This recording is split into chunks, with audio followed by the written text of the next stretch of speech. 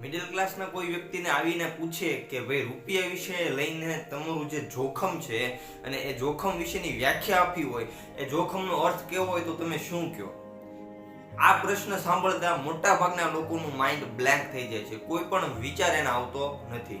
પણ જોખમની જો સાચી વ્યાખ્યા આપી હોય તો જોખમની સાચી વ્યાખ્યા અથવા તો એનો અર્થ એ રીતે લઈ શકાય કે જોખમ એટલે તમે બધું જ પ્લાનિંગ કરો છો, રૂપિયાને લઈને કે જીવનને લઈને.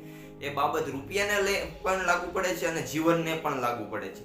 એટલે કે તમે બધું જ પ્લાનિંગ કરો છો, પરંતુ કેટલીક એવી ઘટનાઓ છે કે જે તમારા પ્લાનિંગ મુજબ નહીં હાલે, ક્યારેય નહીં થાય.